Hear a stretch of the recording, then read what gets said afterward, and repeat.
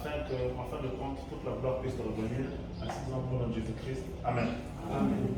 Amen. Amen. Bien-aimés dans le Seigneur, soyez les bienvenus dans le temple du salut. Ça fait une semaine déjà, environ 10 jours que le Seigneur m'a mis à cœur et il m'a mis un thème à cœur. Le thème c'était Covadis. Covadis qui veut tout simplement dire où vas-tu? C'est en latin. Covadis. Les gens se demandaient qu'est-ce que cela peut bien vouloir dire. Plus sorte que ça n'en a pas Covadis. Amen. Et nous n'allons pas parler de la boulangerie ni du pain. Mais le thème de ce matin c'est Covadis. Donc où vas-tu? Nous allons lire la parole de Dieu dans le livre de Luc.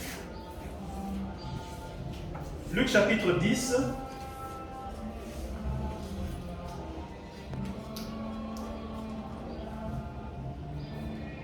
Luc chapitre 10, à partir du verset 38.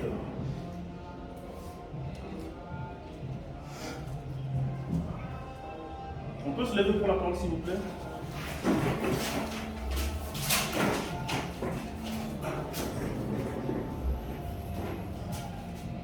Comme Jésus était en chemin avec ses disciples, il entra dans un village et une femme nommée Marthe le reçut dans sa maison. Elle avait une sœur nommée Marie qui s'étant assise aux pieds de Jésus écoutait sa parole. Marthe, occupée à divers soins domestiques, survint et dit: Seigneur, cela ne te fait-il rien que ma sœur me laisse seule pour servir? Dis-lui donc de m'aider. Le Seigneur lui répondit: Marthe, Marthe, tu t'inquiètes et tu t'agites pour beaucoup de choses. Une seule chose est nécessaire. Marie a choisi la bonne part qui ne lui sera point ôtée. Dieu Tout-Puissant, ceci est ta parole. Laisse que le Saint-Esprit nous guide, qu'il nous enseigne. Ainsi nous avons au nom de Jésus-Christ. Amen. Bienvenue dans le Seigneur. Ceux qui peuvent comprendre, comprennent déjà nous allons parler des choix. Amen. Dans la vie, nous sommes appelés à faire des choix. Chaque jour qui passe, nous sommes appelés à faire des choix. Et le choix que vous allez faire détermine ce que sera votre lendemain. Amen. Bien-aimé, laisse-moi te dire que ce que vous êtes aujourd'hui, c'est le fruit des choix que vous avez fait hier. Amen. Si le choix d'hier était bon, aujourd'hui votre vie est bonne. Je répète encore. Si le choix que vous avez fait hier était bon, peut-être qu'aujourd'hui vous n'aurez pas la vie que vous avez aujourd'hui. Et le choix que vous allez faire aujourd'hui détermine ce que vous allez faire demain. Amen. Amen. Très important. Souvent nous avons l'habitude de se plaindre de ce que nous sommes, mais la plupart du temps, cela est le fruit de nos choix. L'homme est appelé à faire un choix. Pour parler d'abord de notre texte, avant d'avancer dans l'exégèse, comme Jésus était en chemin avec ses disciples, il entra dans un village et une femme nommée Marthe le reçut dans sa maison. Elle avait une sœur nommée Marie qui s'étant assise aux pieds de Jésus écoutait sa parole. Bien, mais lorsqu'on regarde cette histoire, les deux choses que font ces deux sœurs sont très importantes. Amen. Mais qu'est-ce que nous remarquons? La plupart des gens négligent les travaux domestiques. Beaucoup de femmes de pasteurs en souffrent. Non, beaucoup de pasteurs souffrent parce que leurs femmes négligent les travaux domestiques. Tout le temps dans l'église, rien que l'église. Et la maison en pâtit. Quelquefois les assiettes sont sales, la maison est sale. Donc ça veut dire que les travaux domestiques sont aussi importants. Amen. Compliqué. Très important. Beaucoup de femmes de pasteurs, ou bien beaucoup de femmes pasteurs, je dis femme de pasteur ou femme de pasteur, négligent leur mari parce qu'elle est consacrée à la parole de Dieu. Deux choses. Travaux domestiques, ministère. Que faut-il choisir? Bien-aimé, le choix dans la vie a toujours été quelque chose de difficile, de complexe. Bien-aimé, laisse-moi te dire que ce que vous êtes aujourd'hui, c'est peut-être parce que ça dépend des amis que vous avez choisis. Amen. C'est pour ça que lorsque les parents contrôlent avec qui leurs enfants sont, c'est très important. Si l'enfant a de mauvaises fréquentations, s'il fait le choix de mauvais amis, ça veut dire que sa vie sera foutue. Quels sont les amis que vous avez?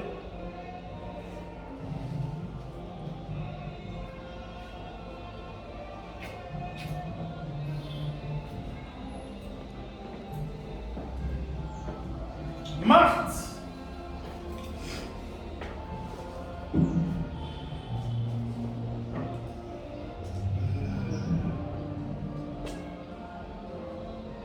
elle avait une sœur nommée Marie qui s'étant assise au pied de Jésus écoutait sa parole. Marie était au pied de Jésus et écoutait la parole. Marthe était en train de faire la cuisine parce que de toutes les façons, après avoir écouté la parole de Dieu, on aura faim. Est-ce qu'il y a des femmes mariées ici? Est-ce qu'il y a des femmes responsables ici? Amen.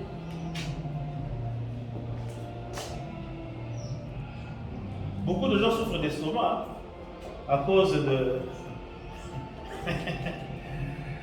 Quand vous êtes une femme mariée, vous savez que demain dimanche sera l'église jusqu'à 13h, 14h. Il y a des églises qui vont jusqu'à 18h. C'est pas à ce moment-là que la femme va rentrer, va commencer à préparer. Il faut préparer la veille.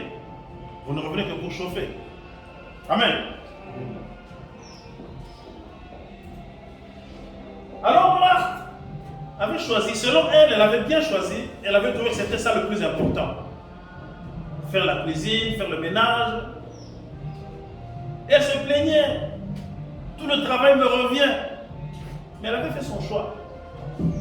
Marie, pourtant, avait choisi d'écouter Jésus, d'écouter la parole de Dieu. Qui peut te condamner entre les deux?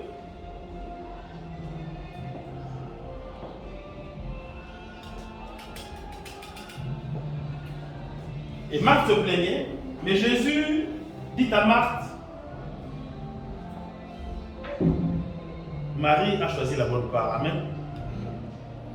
Bien aimé, chaque fois que vous arrivez à faire un choix, parce que vous serez arrivé à faire un choix, on appelle ça la croisée de chemin. Dans votre vie, dans le parcours de votre vie, quand vous allez avancer je parle de la vie chrétienne, vous serez appelé un jour à arriver à la croisée de chemin. Un chemin qui mène à gauche et un chemin qui mène à droite. Lequel des deux chemins choisir? Tous les jours, chaque matin, quand vous vous levez, vous devez faire un choix. Rester au lit, s'enfermer encore dans les draps, 5 minutes de plus, 10 minutes de plus, ou bien se lever tôt le matin pour aller travailler, si vous ne travaillez pas chercher du travail. Le choix que vous faites chaque matin détermine comment se terminera votre journée. Amen. Bien aimé, il m'est arrivé 2 fois le matin, je n'ai... Où partir le matin? Dans une vie antérieure, bien sûr. Il peut t'arriver que tu n'as pas de transport. Tu te dis, bon, je reste à la maison. C'est un choix. Tu restes à la maison. Si tu restes à la maison, ça détermine que peut-être que tu ne vas pas manger. Peut-être que les enfants ne vont pas manger. Chaque matin, chaque jour qui passe, on a un choix à faire. Quel est votre choix?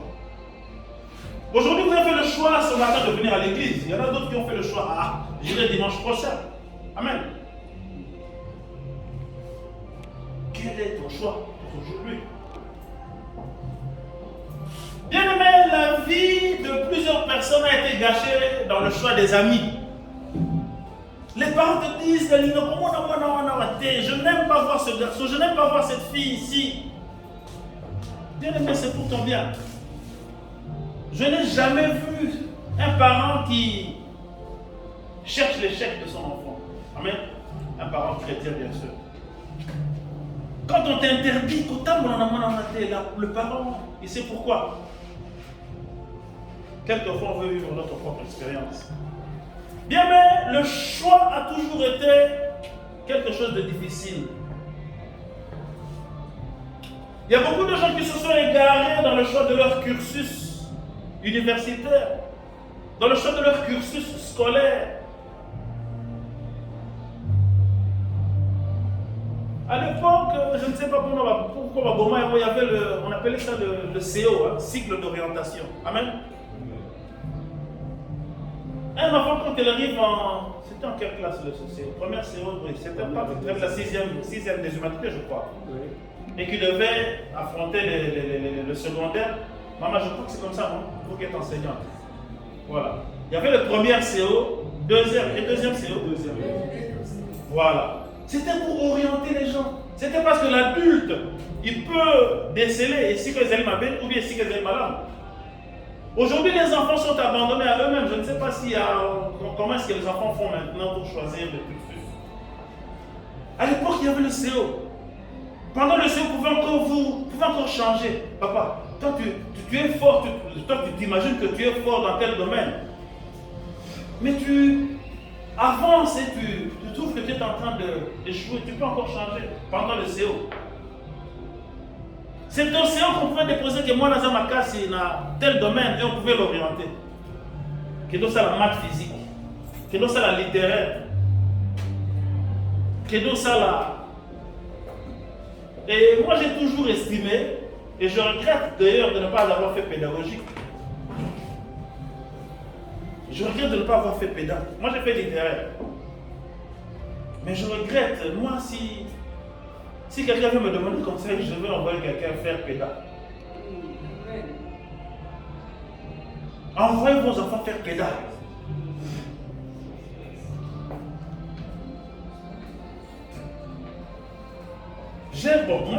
Moi j'aime enseigner. Hein.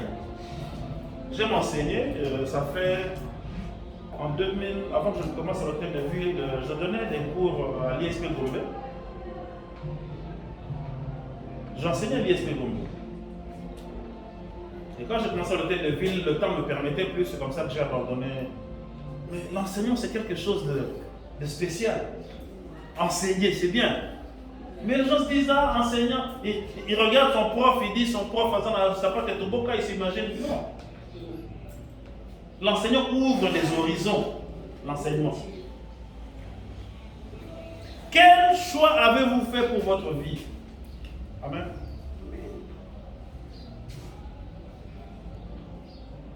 Reprenons encore. Le choix des amis détermine votre vie. Le choix des amis est très important.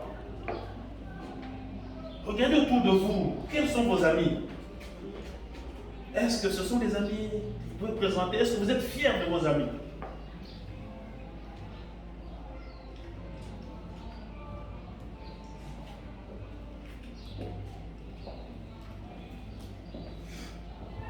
Savoir choisir ses amis est très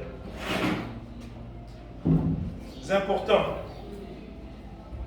J'avais dit, le choix que tu fais aujourd'hui détermine ton lendemain. Le choix que tu fais aujourd'hui détermine ce que tu seras demain. Et ce que tu es aujourd'hui, c'est le fruit du choix que tu avais fait hier. J'ai parlé des amis, j'ai parlé du cursus. C'est les deux points parmi les plus importants. Je parlerai du troisième point qui est les fiançailles. Amis qui risquent de corrompre ta jeunesse, qui risquent de corrompre ton avenir. Cursus. Tu as fait des études et tu avances, tu te rends compte que dans ça qui n'a pas ma casse dans tel domaine. Mais je me retrouve dans un tel domaine et j'ai étudié ce domaine. Je suis obligé de continuer dans ce domaine. Maintenant que tu es à la croisée de chemin, tu as deux chemins devant toi. Lequel choisir? Partir à gauche, partir à droite.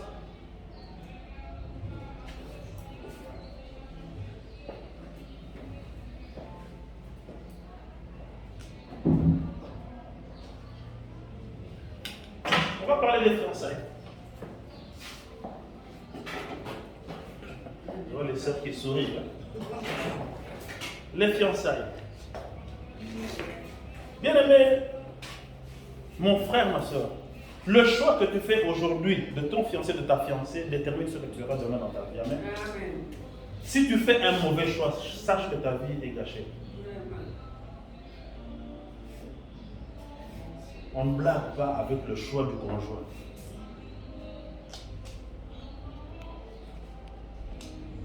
Qu'est-ce qu'il faut regarder quand on choisit son conjoint? Nous, on est chrétiens. Premièrement, d'abord, est-ce que c'est un chrétien? Nous n'allons pas entrer en profondeur, ça c'est le thème de notre, c'est un thème spécial.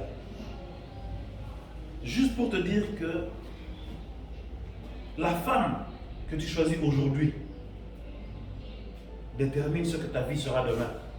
Et ma soeur, l'homme que tu choisis ou bien l'homme que tu acceptes aujourd'hui détermine ce que tu seras demain. Amen. Amen. Je me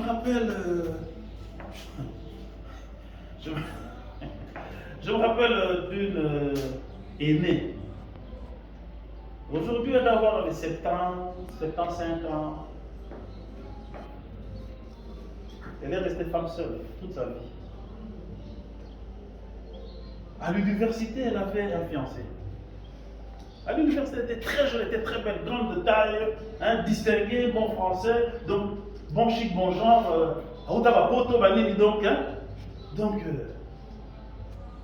c'est la femme derrière qui tout le monde courait. Enfin, pas la femme parce qu'elle n'était pas mariée, mais le genre de fille à l'université que tout le monde regardait, tout le monde admirait, tout le monde draguait.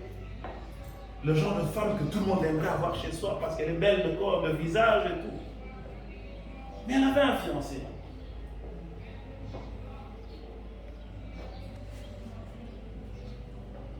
À cause d'un petit problème, elle a rejeté son fiancé. Et c'est le genre de femme qui était dure de caractère, qu'on appelait femme de fer. Mais curieusement, depuis qu'elle a rejeté son fiancé, il n'y a plus jamais eu de prétendant. Amen. Elle est restée femme de fer. Et jusqu'aujourd'hui, quand elle parle de l'échec de sa vie, elle parle de son fiancé. Qu'est-ce que ton fiancé avait fait? Et quand elle aimait son fiancé, mais quand elle a rejeté, son cœur s'est bloqué, elle est devenue une femme de fer. Jusqu'à ce jour. J'en connais une autre qui a rejeté. Fiancé toujours.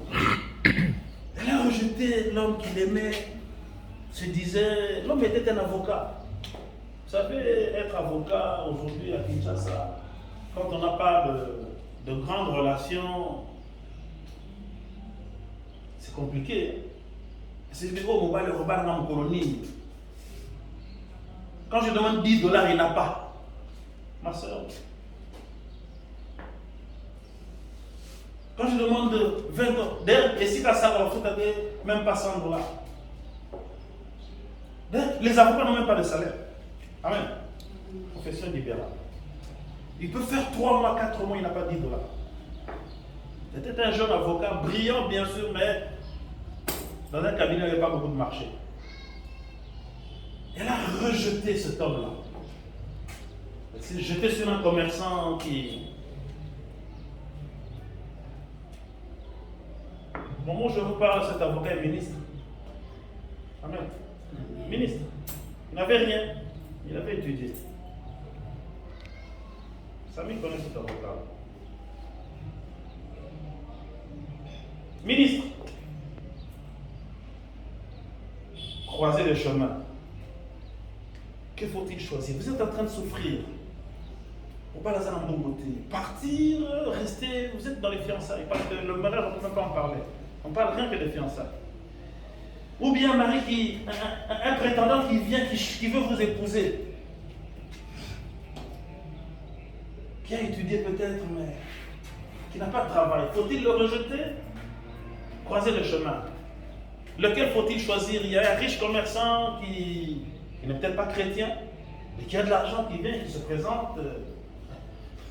Et que faut-il choisir? C'est dur d'être une femme. Amen. Mais laisse-moi te dire que même pour les hommes, c'est pareil. Faut-il choisir la sœur qui est belle de figure, la plus belle de l'église, la plus belle de l'université, la plus belle de... Ou bien celle qui est de bonne famille parce que son père... ou bien celle qui étudie dans de bonnes écoles parce qu'elle parle bien français. Elle a croisé le chemin. Le choix. Le choix, c'est une chose difficile. Surtout pour... Parce que c'est un choix. Comme vous faites, c'est toute votre vie qui est foutue. Amen. C'est pour toute la vie que vous allez vivre avec cet homme-là. C'est pour toute la vie que vous allez vivre avec cette femme-là. Est-ce que vous l'aimez? Ou bien vous le choisissez, ou bien vous l'acceptez parce qu'il a de l'argent. Ou bien vous le choisissez parce qu'il vient d'Europe. D'ailleurs, moi, je n'aime pas les hommes qui viennent d'Europe. Amen. Parce que ce qui fait... Aimez la personne que vous voyez, aimez la personne que vous connaissez. Moi, quand mes filles... Amen. Parce qu'à l'époque, elles étaient encore ici. Mais quand elles emmènent quelqu'un qui vient d'Europe, déjà, je le regarde, ce qui fait, je sais déjà. Ce ne sont pas tous des skripteurs, bien sûr, mais il faut choisir quelqu'un que vous connaissez d'abord. Hein, ça, c'est très important. Pas quelqu'un qui vient juste comme ça, paf, parce qu'il vient d'Europe, vous le choisissez, parce qu'il va m'emmener en Europe. Non. Bien aimé, l'Europe, c'est pas le paradis. Amen. Il y a beaucoup de gens qui vivent mieux ici que ceux qui sont en Europe. Nous tapons ça aussi. Ne choisissez pas un homme parce qu'il va vous emmener en Europe. Vous ne savez même pas ce qu'il fait en Europe. Leur croiser le chemin. Bien aimé, chaque jour qui passe, vous êtes appelé à faire un choix. Dès que le soleil se lève, vous devez faire un choix.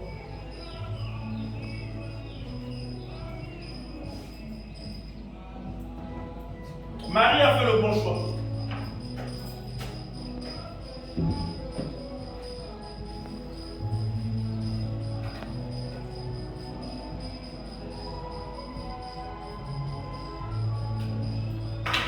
Bien-aimé dans le Seigneur, laisse-moi te dire que le choix c'est quelque chose de difficile. Mais quel que soit votre choix, que votre choix soit le choix de Dieu. Amen. Ne recherchez pas votre foi sans la volonté de Dieu. Quel que soit. Il y a des choix qui sont faciles. Le matin, s'il faut se lever, le choix c'est clair. Il n'y a même pas besoin de demander à Dieu. Le choix est facile. Mais quelquefois, quand vous sentez quand même quelque chose qui vous bloque, une voix, si vous êtes chrétien bien sûr, une voix qui vous dit aujourd'hui ne sors pas, bien aimé, entre en prière. Amen. Ça peut être la voix de Dieu qui vous empêche de sortir.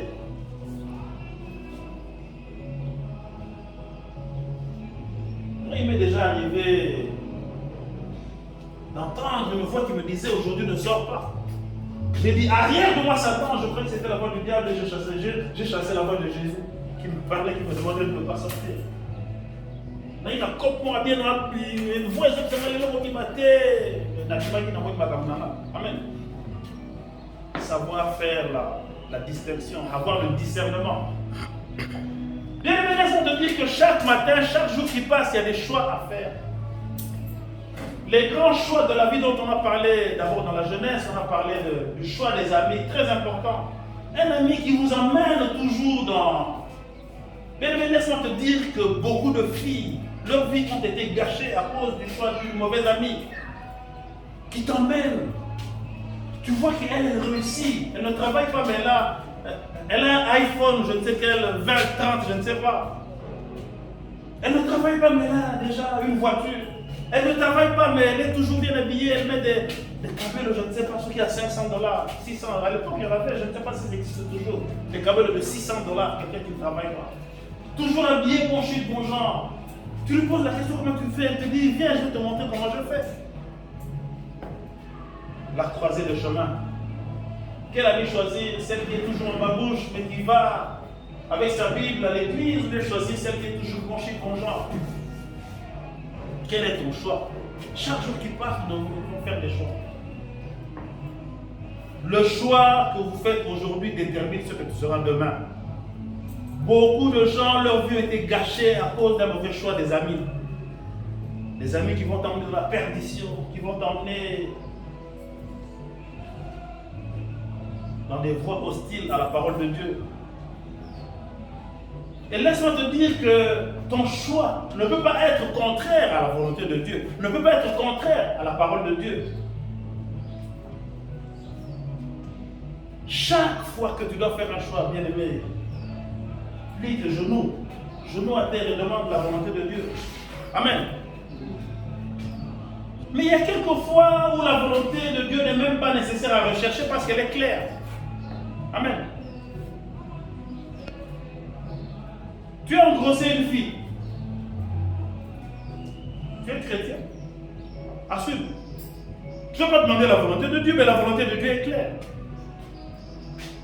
Ou bien tu te retrouves enceinte. Il ne faut pas demander la volonté de Dieu s'il faut avorter parce que le choix est clair.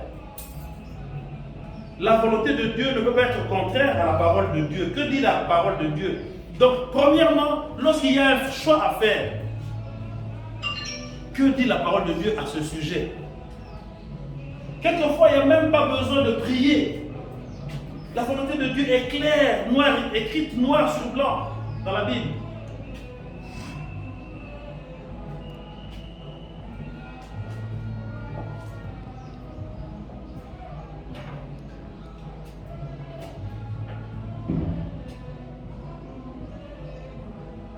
Ton choix doit être la volonté de Dieu. Amen.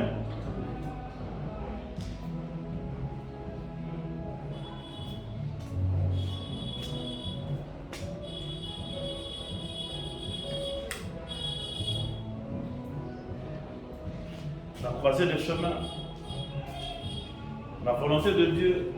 Comment connaître la volonté de Dieu?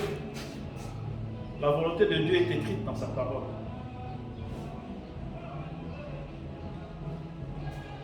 Beaucoup de gens se sont retrouvés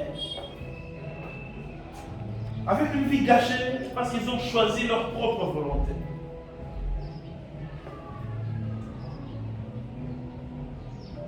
Bien aimé, chaque jour qui passe, demande à l'Éternel de te parler. La Bible dit qu'il parle tantôt d'une façon, tantôt d'une autre. Il y a encore un choix qui est plus important que tous les choix dont nous avons parlé ici. Bien-aimé, c'est le choix de ton église. Amen. Le choix de ton église. Aujourd'hui, les gens choisissent l'église sur base de la musique, peut-être. Amen. L'église, il y a une musique sur les gars. Aujourd'hui, ce matin, à 6h du matin déjà, il y a une église à côté de chez moi. 6h, commence la musique. Waouh! Après, il est difficile de passer dans cette église, devant cette église, sans avoir envie d'y entrer. Amen. Le matin, amen. 6h du matin, on commence déjà à te dire viens chez nous, viens chez nous, viens chez nous, par une bonne musique. Yoka instrument, waouh. Yoka banjelu akoye malakati. Comment choisir son église?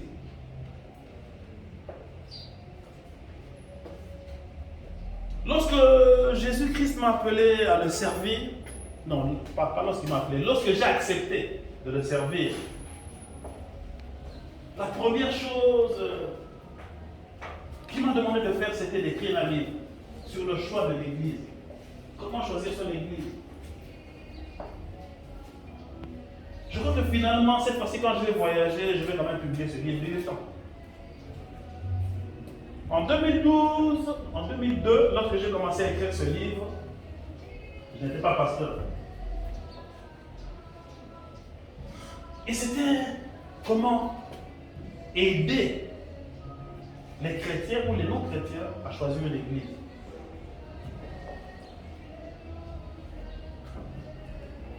Aujourd'hui, vous êtes dans cette église où des fois il n'y a même pas de musique. Amen. Mais vous y êtes. Bien aimé, laisse-moi te dire que tu as fait le bon choix. Amen. On choisit une église sur base de ce qui y est enseigné. Amen. Et ce qu'on enseigne dans l'église que tu choisiras ne doit pas être contraire à la parole de Dieu. Non, je ne dis pas ça. Quand on dit parole de Dieu, c'est un peu vague. Parce que toute la Bible, c'est la parole de Dieu. Mais ne doit pas être contraire aux enseignements du Christ. Amen. Qu'est-ce qu'enseigne le Christ? Bien aimé, le Christ enseigne la simplicité. Le Christ dit, ne recherchez pas à être le premier. Amen. Mais si dans cette église où tu vas, on dit non, soyez les premiers.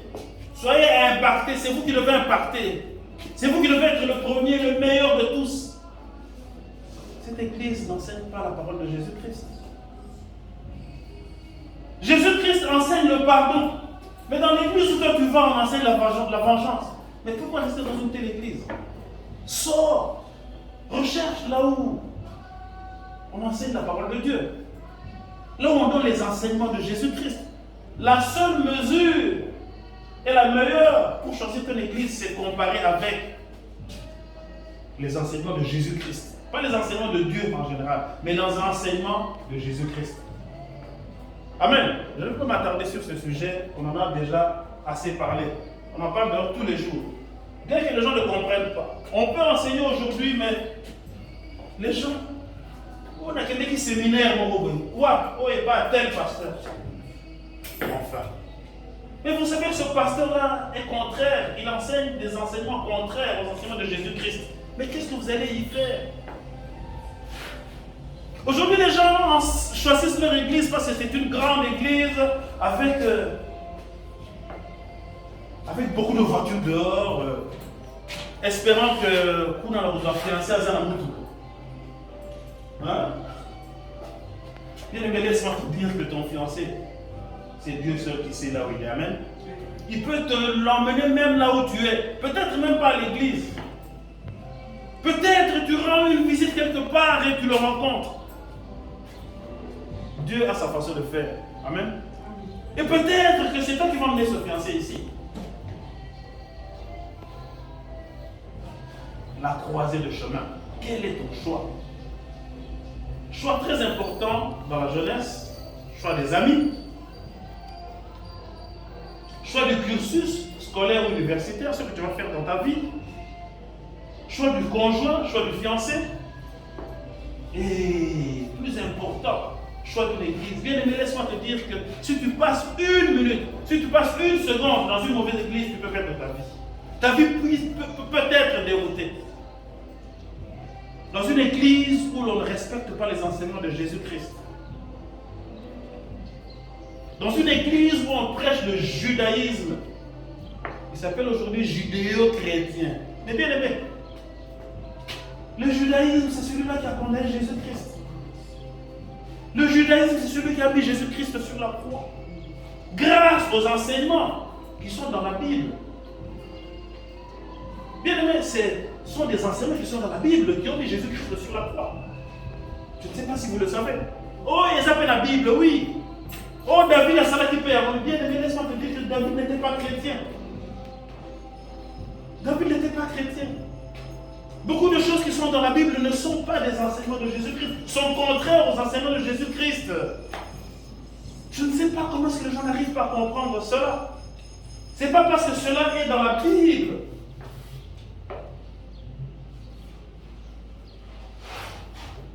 Croiser le chemin.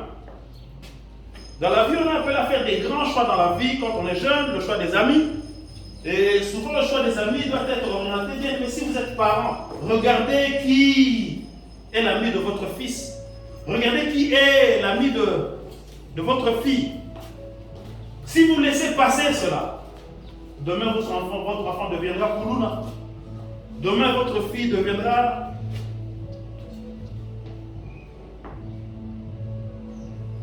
choix du cursus scolaire. Aujourd'hui, il n'y a plus de cycle d'orientation. Bien aimé, vous qui êtes parents, ou vous qui êtes appelés à être parents, vous qui êtes oncle, c'est vous le cycle d'orientation de votre enfant. Amen. C'est à vous de veiller que l'enfant fasse un bon choix.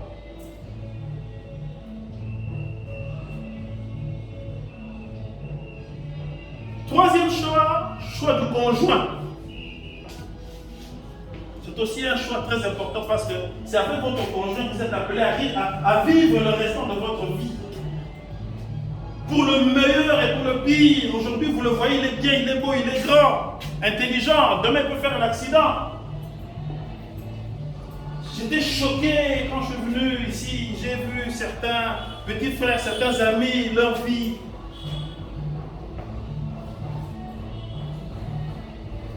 Un autre devenu tétraplégique, paraplégique, tétraplégique, paralysé, il ne sait plus travailler. Bien aimé, si vous n'avez pas une bonne femme, les hommes, écoutez-moi bien, si vous n'avez pas une bonne femme, vous avez fait le choix sur les apparences physiques, sur la beauté physique, bien aimé, et que demain, vous avez perdu votre travail, demain, vous devenez paralysé, cette femme partira.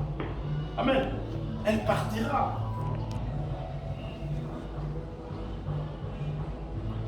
Bien aimé, laisse-moi te dire que c'est pour le meilleur et pour le pire. Le pire, c'est souvent la maladie. Le travail peut-être pas parce que demain vous pouvez retrouver un autre travail, mais imaginez que vous devenez tétraplégique dans une chaise roulante. J'avais un ami dont je vous ai déjà parlé.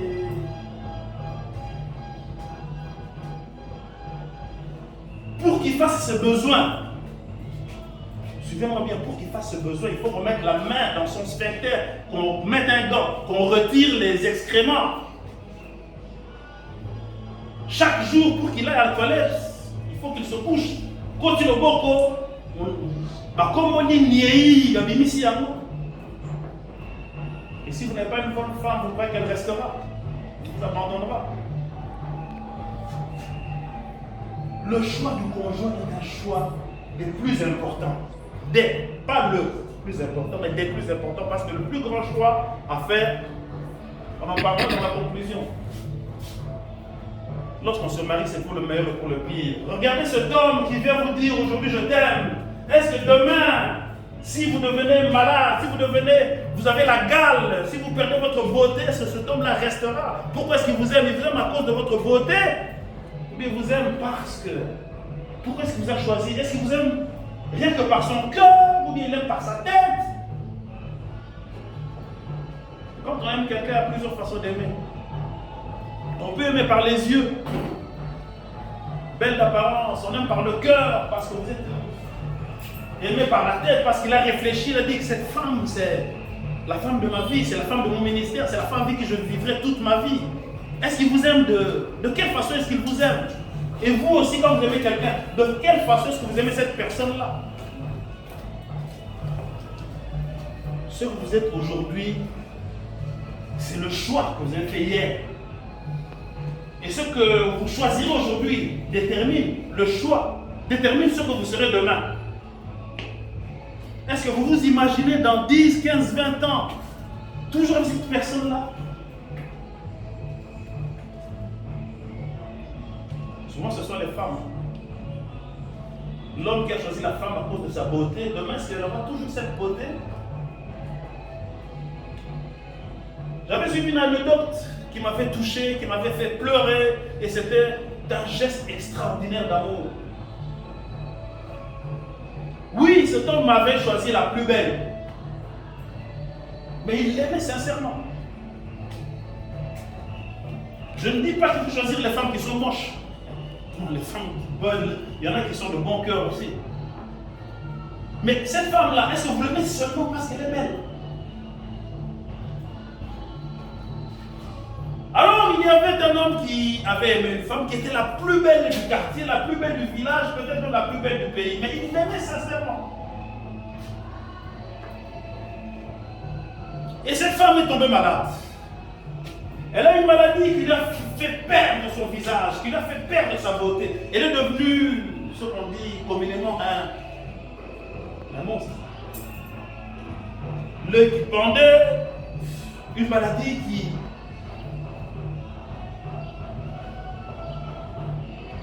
Quand elle venait dans la rue et qu'elle rencontrait quelqu'un, on ne pouvait pas la regarder, il fallait se détourner. Mais cet homme aimait sa femme. Malgré ce qu'elle était devenue, malgré qu'elle était devenue un monstre. Bien aimé, avant d'épouser une femme, croyez-vous que si elle perdait les atouts qu'elle a, est-ce que vous continuerez à l'aimer? Est-ce que vous continuerez à la garder? Cet homme est parti en voyage, il avait beaucoup d'argent, il a fait un faux voyage, il est parti. Au retour, il a fait un accident. Accident terrible, lui-même il a fait, il est revenu avec des bandeaux partout. Il l'a remis dans sa maison, il est dans une chaise roulante, et sa femme est restée près de lui. Pendant 3 mois, le jour où on a enlevé les bandeaux, cet homme ne voyait plus. Il est devenu aveugle. Donc juste sa femme tombe malade, c'était une tragédie. Un couple comme celui-là, un couple adulé par tout le monde, un couple que tout le monde admirait. Tout le monde se disait, si j'avais cet homme-là pour époux, je ne le quitterais jamais. Et les hommes disaient, si j'avais cette femme-là pour épouse, je pourrais la regarder pendant toute une nuit. Pourquoi pas pour toute la vie? Il y a certaines femmes qui sont belles, hein, mais le matin quand elles se lèvent, elles sont laides. Avant d'avoir mis son make-up. Bien aimé, réfléchissez bien, cherchez, si vous cherchez une femme à cause de sa beauté, cherchez à la voir le matin. Ou bien si elle est sincère, demandez-lui de vous envoyer, comment on appelle, un selfie, avant qu'elle ne se lave le matin, à moins qu'elle ne triche. Ce n'est pas mauvais d'aimer pour la beauté, mais aimer aussi pour le cœur, aimer aussi pour ce qu'elle a dans la tête. Ce mari est revenu de son voyage avec un accident. Il est resté 3 mois le jour où on a enlevé les bandeaux. Il ne voyait plus, il était devenu aveugle. Mais il aimait sa femme. Et sa femme l'aimait. Et les gens avaient pitié, se disaient, ah, le couple que tout le monde enviait, la femme est devenue monstre et le mari est devenu aveugle. La femme, tellement que la maladie l'avait rongée, et puis après, 2 ans après, la femme est décédée. Curieusement, lorsque la femme est décédée, le mari n'était plus aveugle. Les gens se sont dit que c'était un miracle. Et il est passé devant tout le monde à l'église pour témoigner, bien aimé. Ce n'était pas un miracle. Je n'étais pas aveugle. J'avoue que j'avais menti, je n'étais pas aveugle. Mais j'avais menti à ma femme que j'étais aveugle pour qu'elle ne puisse pas se faire du souci. Pour qu'elle ne puisse pas croire que je voyais sa laideur. Je voyais sa laideur. Mais si elle savait que je voyais sa laideur, elle n'aurait pas supporté, elle aurait pu se suicider tellement qu'elle avait foi en sa beauté. Amen. C'est un acte d'amour extraordinaire. Tellement qu'il aimait sa femme, il a fait semblant d'être aveugle.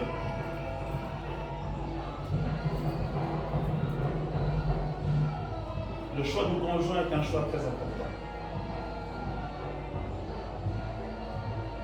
Nous allons lire un passage, le dernier passage avant de clôturer. C'est dans le livre de Josué. Vous voyez que j'entre maintenant dans l'Ancien Testament pour prendre un exemple. Amen. Mais le texte de base, c'est toujours dans le Nouveau Testament. Nous allons lire Josué 24. Josué 24. Josué, chapitre 24. C'est le dernier chapitre du livre de Josué. Le verset 12.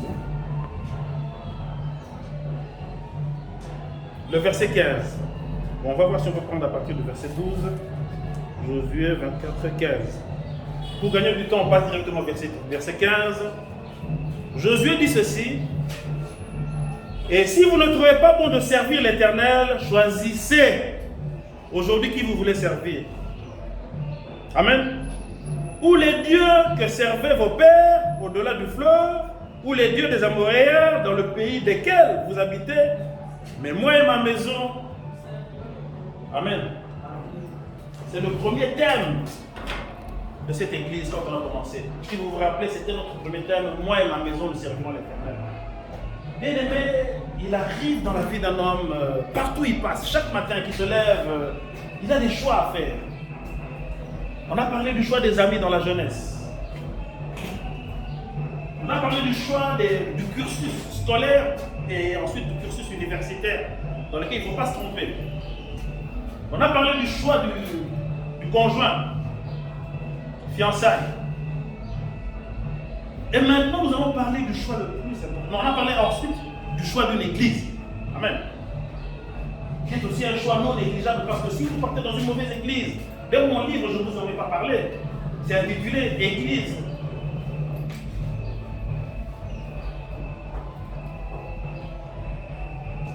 Si vous faites le mauvais choix d'une église, bien aimé, vous irez en enfer. Je ne vous le cache pas. Que vous ayez accepté Jésus-Christ comme Seigneur Sauveur, vous irez en enfer. Parce que le Jésus que vous aurez accepté, ce n'est pas le Jésus-Christ dont on parle. Amen. Et le pasteur qui vous fait faire cela, il le sait. Le choix d'une église est un choix primordial. Si vous choisissez une mauvaise église,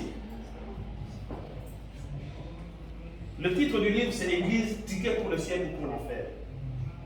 Donc si vous choisissez une mauvaise église, vous voyez comment le matin vous montez dans un bus, ou bien vous allez au parking. Bon, ici, peut-être non, mais à l'époque, même en Europe aujourd'hui, ça continue. Le bus, on écrit la destination, ville, boulevard. Amen. Et le chauffeur, c'est qu'il part en ville, en prenant par le boulevard. Mais si vous n'avez pas regardé, si vous n'avez pas bien regardé, si vous n'avez pas bien discerné ce qui est écrit, vous entrez, vous croyez que vous allez au ville boulevard, vous pouvez vous retrouver à Royal. Amen. Parce que c'est exactement le même bus, même couleur, même nombre de places, même nombre de personnes, chauffeurs habillés de la même manière. Vous regardez, ils appellent un bus, Nakota. Vous vous retrouvez à Royal, vous qui voulez partir boulevard. Avec la vie chrétienne, c'est la même chose. Amen. Faites attention quand vous montez dans le bus. Et le bus dont on parle ici, c'est le bus de votre vie. Amen. La destination finale, seul le chauffeur connaît. La destination finale, seul le chauffeur connaît. Seul le chauffeur sait où il veut vous emmener. Et le pasteur sait. Quand vous êtes venu ici pour la première fois, on vous a dit que notre objectif ici, dans le temple du salut, c'est emmener les gens au ciel. Amen. Le reste, après aujourd'hui, on commence à parler mariage, on parle de travail, on parle de ces choses-là, mais on vous a toujours dit que notre objectif principal, c'est de vous emmener au ciel. Vous et votre maison. Amen. Vous et votre famille. Que personne ne reste, s'il vous plaît. Vous, même votre grand-père, même votre grand-mère qui reste derrière la maison, même la sorcière, bon. Oh, on a la famille. Pasteur Chavagnola. Le beau est tout une année. On parle de la vieille grand-mère, la sorcière qui reste dans la maison. Elle aussi doit venir au ciel. Amen. Moi et ma maison, nous servirons l'Éternel. Et tout cela dépend du choix que vous faites de l'Église. Aujourd'hui, moi, j'ai pitié de beaucoup de chantres. Les chantres, j'ai toujours dit que ce sont les plus grands évangélistes. Mais laisse-moi te dire que le diable utilise le plus les chantres. Ce sont les musiques. Tout le monde écoute la même musique. Quand je cite tel, je n'aimerais pas qu'on chante ces chansons ici, les gens trouvent que je suis méchant. Hein? Je ne veux pas citer parce qu'on me suit sur Internet. Au mariage de ma fille, on voulait mettre la maison de ce monsieur. J'ai dit non! Papa, nous avons régné micro dans le mariage. Papa, maman, pour la nous régné siècle présent. Et régner, nous on n'est pas là. On n'est pas dans les règnes du monde. Si vous faites un mauvais choix, Josué dit au ciel, moi et ma maison, je servirai l'Éternel. Imaginez-vous la famille dans une Kodia. Elle va Congo ici. Le Congo connaît cette sorte de Kodia. Mais dans toutes les régions, Balouba, partout, il y a toujours, c'est peut-être un autre nom, mais ça existe toujours. Et l'eau, il y a famille. Ma personne aussi, il y a famille. Donc c'est toi qui as la succession et la famille. Donc c'est toi. Aponayo. Mbongo. Hein? Mbongo. C'est toi le chef de la famille, c'est toi qui doit, quand il y a un malade dans la famille, c'est à toi qu'on doit faire recours. Quand il y a un mariage, c'est toi qui sors l'argent. Et les gens qui ont le code, ils aiment bien ça, ils n'aiment pas que les autres évoluent. faut qu'il y ait mon corps, ne sais pas. Avec le corps de ceux qui nous ont. Qui bota. Ok. Et maintenant, on a côté les